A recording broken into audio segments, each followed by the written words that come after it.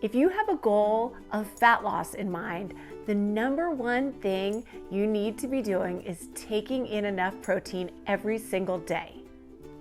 But most people aren't even coming close to the amount of protein their body needs to see those physical body composition changes and to lose the body fat. So today I am going to teach you how to figure out exactly how much protein your body needs to reach your fat loss goals. But who am I to tell you how much protein you should be taking in? Well, my degree's in exercise physiology with a strong emphasis on nutrition, and I'm actually in a master's program right now in health sciences and nutrition. And in a few months, I won't be a registered dietitian for a couple years, but in a few months, I will be a certified nutritionist.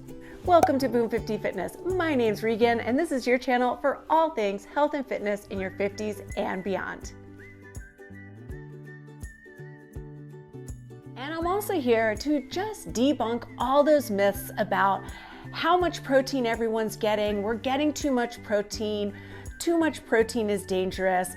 Let's just push that aside and talk about you and what your specific fat loss goals are and what you need to do to get enough protein in to reach those fat loss goals. And one of the reasons there's so much false information out there about protein is because the RDA, for a very, very long time before all this new research came out, has been saying that we need 0.8 grams of protein per kilogram of body weight.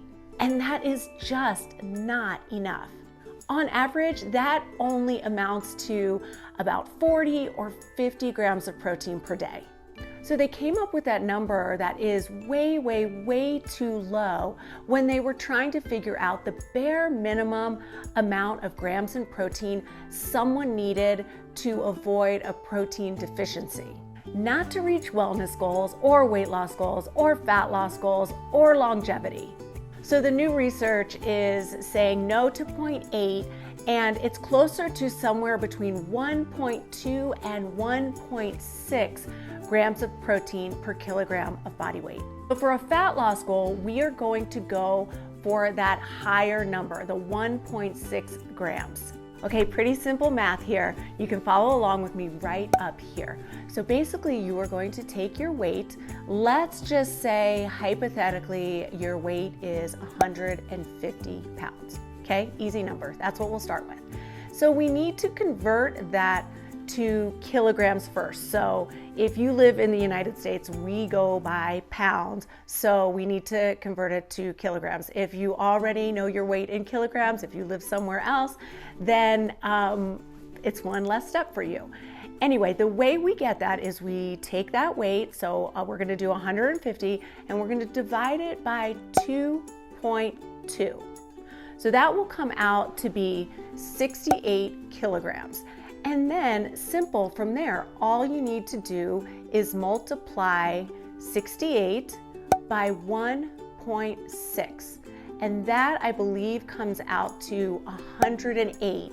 And that would be the bare minimum amount of protein you should take in a day if one of your goals is fat loss. And I know you heard me say minimum, so that is the minimum that you want to take in for fat loss. So let's go over it real quick again.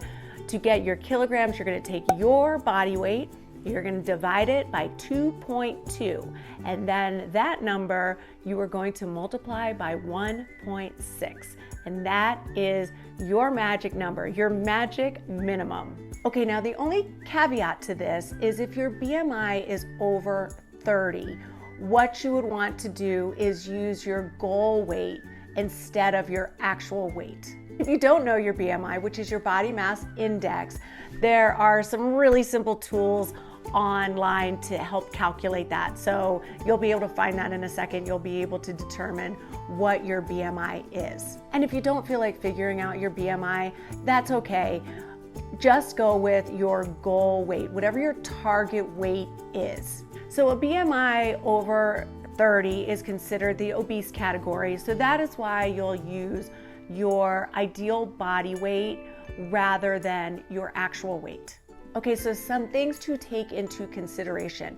If you are a sedentary individual, which I really, really hope you're not, if you're on this channel, you are probably not, but that bare minimum is probably the amount that you can stick with. However, if you are a strength training athlete or a high performance athlete, or just a mom who wants to be in great shape and lose fat and build muscle, we want to shoot for a little bit higher protein number in grams than that calculation. So one of the things that I do personally, where I've seen a humongous difference in my body composition, is I eat my body weight in protein every single day. So I will link a video up here that will show you what I eat in a day and how I get over 100 grams of protein in every single day. As I drink my 30-gram protein drink, I'm starting to like this more than I used to. This is the Orgain. It's called Orgain. It's a vegan pea protein, and this is the chocolate flavor, and it's pretty good. I did 2 scoops in here, and then once I'm about halfway done this, I'll put another scoop in, and that will bring me to 30 grams of protein.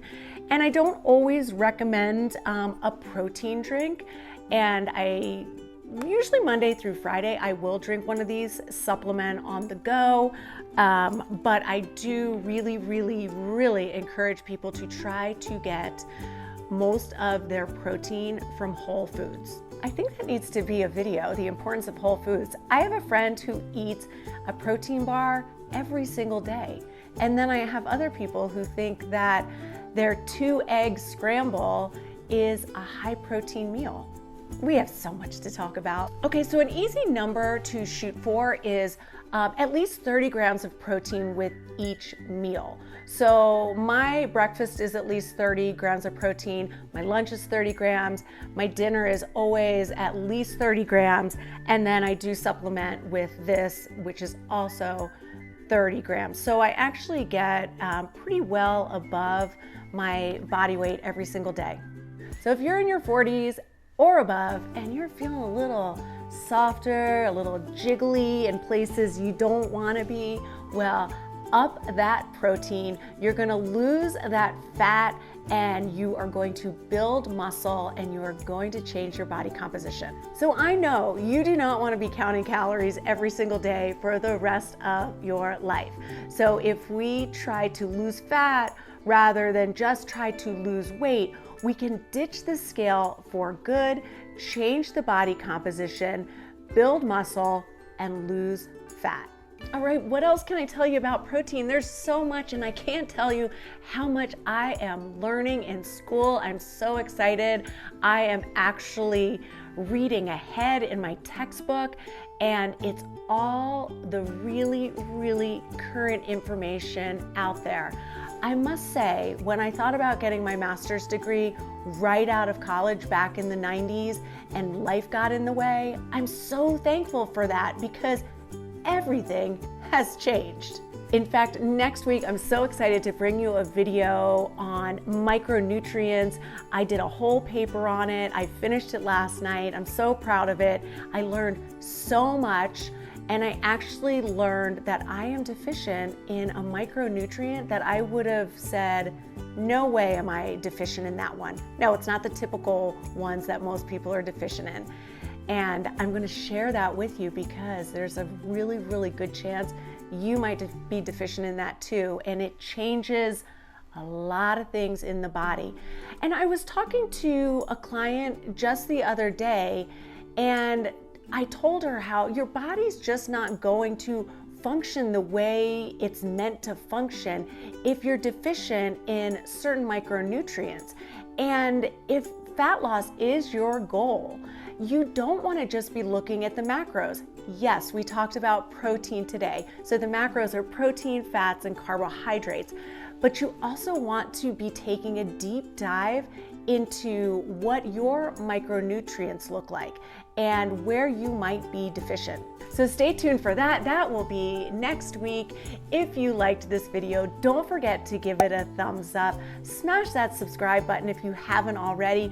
Ring that notification bell so you're the first to know when my next video drops.